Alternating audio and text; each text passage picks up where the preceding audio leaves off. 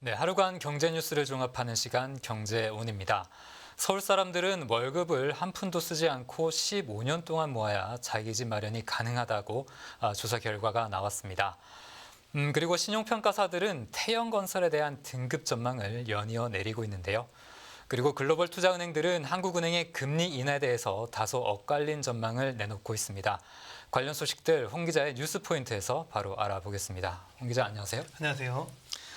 네, 그 신용평가사들이 서울 사람들이 네네. 월급을 15년 동안 모아야 이제 집을 살 수 있다라는 그런 조사가 나왔다고요. 네, 맞습니다. 지난해 기준으로 서울에서 집을 사려면 급여를 한 푼도 쓰지 않고 15년 동안 모아야 가능한 것으로 조사가 됐는데요. 이 국토교통부는 2022년 주거 실태 조사 결과를 오늘 발표를 했는데요. 이에 따르면 서울 자가가구의 연소득 대비 주택가격 배수 PIR, 그러니까 Price Income Ratio는 15.2배로 나타났습니다. PIR이라는 것은 월급을 쓰지 않고 모두 모아서 집을 장만하는데 걸리는 시간을 뜻하는데요. 이 분자가 집값이고 이제 분모가 이제 연봉이니까 PIR이 뭐 15.2배면 대략 15년 동안 돈을 다 모아야 집을 살 수 있게 되는 것이죠. 네. 그 2021년에는 14.1배에서 지난해 15.2배로 높아졌습니다. 인천의 PIR을 살펴보면 7.1배에서 7.7배까지 높아졌고요. 서울과 인천의 집값이 사람들의 근로소득보다 더 높아졌던 것으로 볼 수 있겠고요. 반면에 이제 수도권 전체의 PIR은 9.3배로 역대 최고치였던 2021년의 10.1보다는 다소 낮아졌습니다. 경기 지역은 9.9배에서 8.9배로 하락을 했고요. 이 PIR이 서울 다음으로 높은 지역은 세종으로 9.3배였고요. 그 다음은 경기로 8.9배였습니다. 전국 평균 PIR을 살펴보면 2021년 6.7배에서 지난해 6.3배로 감소하기도 했습니다. 네, 뭐 요약을 해보자면 네. 서울과 인천은 집을 장만할 수 있는 기간이 좀 더 길어졌고, 맞습니다. 그런데 이제 반대로 수도권 전체적으로 볼 때는 그 기간이 조금은 좀 짧아졌다, 뭐 네네. 이런 얘기군요. 네네. 뭐 그래서 그런지는 몰라도 수도권 전체적으로 봤을 때 네. 자가 보유 비중은 좀 늘고 있다고요. 네, 맞습니다. 수도권 자가 보유율은 2008년 이후에 14년 만에 최대치를 나타냈습니다. 수도권 자가 보유율은 2021년 54.7%에서 지난해 55.8%까지 상승을 했는데요. 이 수도권에서 집을 사는데 한 푼도 안 쓰고 9년이 걸리는데 이 자가 보유율은 오히려 높아진 겁니다. 이는 이제 가계부채 증가세와도 연관이 있어 보이는데요. 집값이 천정부지로 치솟다 보니까 이른바 벼락거지가 두려워서 너도 나도 빚을 내서 집을 사게 되고 오히려 이제 집을 가지게 된 사람들이 늘어나게 된 것으로 분석이 되고 있어요. 네. 영끌족이 많아진 것으로 보입니다. 지난해 우리나라 전체 주택 자가 보유율은 61.3%로 2021년보다 높아졌고요. 이는 이제 2006년 관련 통계가 작성되기 시작한 이후의 역대 최고치였습니다. 우리나라 전체 국민 중에서 지금 집을 가진 사람이 60%가 지금 넘어가는 것이죠. 이 집을 보유하는 사람들의 의지가 수도권만을 가리지 않았던 것으로 보이고요. 지금 광역시를 보면 62%, 도지역은 69%로 둘 다 2021년보다 높아졌습니다. 그럼 실제로 자기가 매수한 주택에 사는 자가 점유율은 57%에 달했고요. 임차는 38% 수준이었습니다. 이제 국민들의 주택 보유 의식도 이번에 조사를 했는데요. 이제 전체 가구 중 89%가 내 집을 보유해야 된다 이렇게 응답을 했습니다. 그러니까 거의 90%니까 대한민국 사람이라면 거의 모든 사람들이 집은 가지고 있어야 된다. 이렇게 생각을 하는 것이죠. 이 응답은 1년 새 이제 0.7% 포인트 증가를 했고요. 그리고 지금 실제로 집을 산 사람들이 이제 생애 첫 내 집 마련까지 걸리는 시간은 7.4년으로 2021년 7.7년보다는 소폭 감소했습니다. 네, 우리나라 사람들의 이 내 집 마련에 대한 네. 갈망이 조사 네. 결과로도 그대로 나타난 것 같습니다. 맞습니다. 지금까지 이렇게 자가 보유에 대해서 좀 알아봤는데 네. 그렇다면 집을 빌려서 사는 사람들의 얘기도 좀 궁금합니다. 소득 대비 임대료는 좀 어떻게 좀 변화가 있었습니까? 네, 아까 말씀드렸다시피 이 소득 대비 주택가격 배수는 PIR이지 않습니까?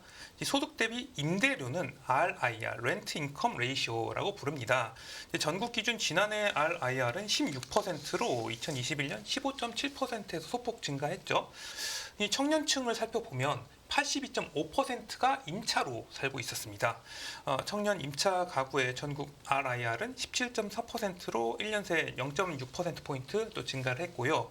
반면 이제 신혼부부를 보면 신혼부부의 43%가 자가로 거주를 하고 있었습니다. 그리고 73%가 아파트에 거주해서 상당히 신혼부부 아파트에 대한 선호도가 컸던 것으로 이제 분석이 되고 있고요. 네. 고령 가구를 보면 75%가 자가에 거주하고 있었고 이제 아파트 거주 비율은 44%였습니다.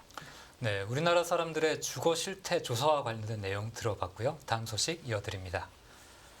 네, 태영건설 신평사 신용등급 전망 하향 잇따른다라는 소식입니다.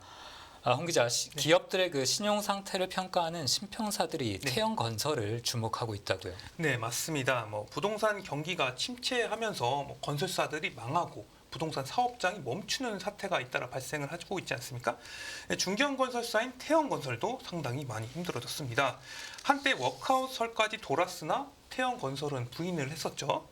그런데 신용평가사들은 지금 태영건설의 이제 신용 리스크가 상당히 위험하다 이렇게 보는 것 같습니다. 네.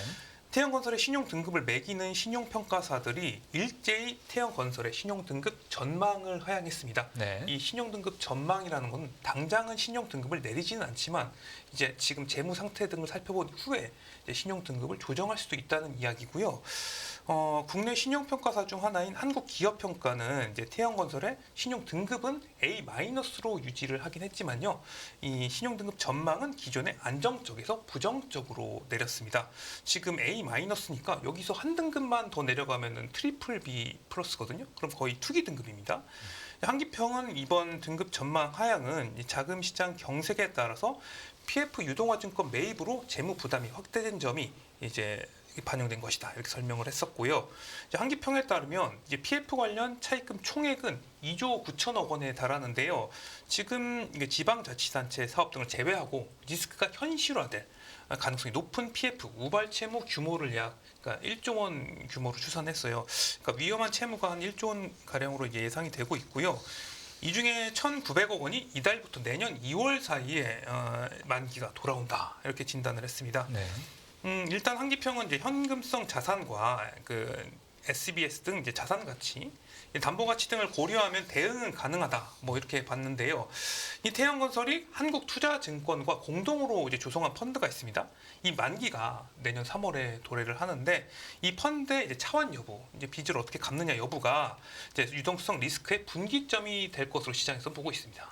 네, 전반적인 이 재무 부담이 커진 상황이고 그리고 또 내년 3월이 좀 중요한 고비가 될 것이다. 이런 네네. 진단이네요. 그리고 또 다른 신평사 중에 하나인 한국신용평가도 네. 이 태영건설에 경고를 좀 했다고요. 네, 한신평도 태영건설의 등급 전망을 안정적에서 하향 검토로 낮췄습니다. 그러니까 하향 검토를 하겠다는 것이죠. 한신평은 태영건설이 PF 보증 중 미착공 사업장이나 이미 다 지었는데 분양 전인 사업장 이 절반을 차지한다면서 이제 사업 진행 차질이나 만약에 분양 경기가 저조한 분양 경기가 장기화될 경우에 이 PF 차입금 상환 부담이 전이될 가능성을 배제할 수가 없다. 이렇게 말했습니다. 이어서 최근에 이제 금융시장에서 소화되지 못한 일부 현장에 유동화 증권을 태영건설 직접 매입을 하거나 아니면 시행사의 자금을 대여하는 사례가 상당히 늘고 있다고 했는데요. 설명을 해보자면 이제 사업이 잘 안 되자 태영건설이 이제 시공사로서 떠안는 흔히 말해 이제 PF 사업장에 물리는 경우가 발생하고 있다는 것입니다. 네. 그래서 한신평은 향후 이제 PF 유동화 증권의 차환 여부를 들여다보겠다 이렇게 밝혔습니다. 네, 태영건설을 둘러싼 자금난 이야기까지 좀 들어봤고요. 다음 소식 전해드립니다. 네, 한국은행 금리 인하 내년 2분기 또는 3분기 관련 소식인데요. 미국 연준이 통화 긴축을 종료하고 내년 금리 인하에 대한 기대가 커지고 있습니다. 그래서 한국은행도 언제 금리를 인하할 것인지 좀 관심이 쏠리고 있는데 홍 기자, 글로벌 투자은행 사이에서는 전망이 좀 다소 엇갈리네요. 네, 맞습니다. 미국이 금리를 내리게 되면 우리나라도 따라서 금리를 내릴 수밖에 없거든요. 글로벌 금융 시장에서는 금리 차에 따라서 자금이 흐르기 때문이죠. 우리나라만 이제 금리를 그대로 둔다면 자금 유출을 피할 수가 없습니다. 그리고 금리는 돈값이기 때문에 뭐 금리의 움직임에 따라서 뭐 주식이나 부동산 등의 자산 가격이 또 결정이 되고요. 뭐 부채 이자에도 영향을 주기 때문에 모든 사람들이 이제 금리에 주목을 하고 있습니다. 일단 시장에서는 내년에 한국은행이 금리를 내릴 것이다. 뭐 이렇게 의견이 일치가 되고 있긴 한데요. 글로벌 IB 사이에서는 투자은행 사이에서는 내년 2분기가 이제 금리 인하가 유력하다는 전망과 이제 3분기 이후로 지연될 수 있다. 이런 전망이 맞붙고 있습니다. 골드만삭스하고 BNP 파리바는 일단 내년 2분기부터 하느니 금리 인하를 시작할 것으로 봤는데요. 내년 2분기부터 물가가 이제 하느니 목표 수준인 2%에 가까워지면서 이제는 기준금리를 내려도 된다. 이렇게 하느니 볼 거라는 것이죠. 내년 중 세 차례에 걸쳐서 0.75%포인트를 인하한 데 이어서 2025년 중에 0.25%포인트를 추가로 인하할 것이라는 이제 전망입니다. 2025년 말에는 현재 3.5%인 이제 하는 기준금리가 2.5%까지 떨어질 것으로 보는 것이죠. 이제 골드만삭스는 미국 연준은 내년 3월에 기준금리를 0.25%포인트 내릴 것으로 봤습니다. 네, 2분기 한국은행의 금리 인하를 주장하는 쪽은 이제 뭐 네. 골드만삭스와 BNP 파리바인데 그만큼 물가가 잡히는 시기를 좀 빨리 일찍 보고 있네요. 뭐 그렇다면 내년 3분기 이후에 금리를 내릴 것이다라는 전망을 하는 곳들은 어디인가요? 네, 말씀하셨다시피 이제 골드만삭스하고 BNP 파리바가 2분기부터 이제 한은이 금리 인하를 시작할 것으로 봤는데요. 이제 JP 모건의 경우에 한은이 내년 3분기와 4분기에 이제 0.25%포인트씩 두 차례에 걸쳐서 기준금리 인하를 하고 2025년에도 0.5%포인트를 추가로 내릴 것이다. 이렇게 전망을 하기도 했습니다. 네. 그러니까 골드만삭스하고 BNP 파리바와는 다르게 2025년에 좀 더 금리를 더 크게 내릴 것이다. 이렇게 전망을 한 건데요. 이제 한은이 시장 기대보다는 늦게 이제 금리 인하에 돌입할 것으로 본 것이죠. 그리고 시티은행, 시티는 이제 JP 모건과 거의 비슷한 시각을 가진 가운데 금리 인하 시점이 내년 10월까지 지연될 수 있다. 뭐 이렇게 언급을 하기도 했습니다. 여전히 높은 물가 때문으로 보이는데요. 이제 물가가 높은데 서둘러 금리를 내리기는 부담스러울 수 있다. 뭐 이런 것이죠. 이창용 한국은행 총재는 이번 주 물가 안정 이제 운영 상황 점검에서 물가 오름세가 목표 수준을 크게 웃돌아서 이제 인플레이션에 대한 긴장을 늦추기 어렵다 이렇게 지적을 했었는데요. 인플레이션을 목표 수준까지 되돌리기 쉽지 않을 수 있다면서 물가에 대한 우려를 직접적으로 표명하기도 했습니다. 네, 최근 금융시장의 가장 큰 화두가 이 금리 인하인 만큼 인하 시점과 관련된 전망도 계속해서 좀 주목을 받을 것 같습니다. 오늘 뉴스 포인트 여기까지 하겠습니다. 홍 기자 잘 들었습니다. 감사합니다.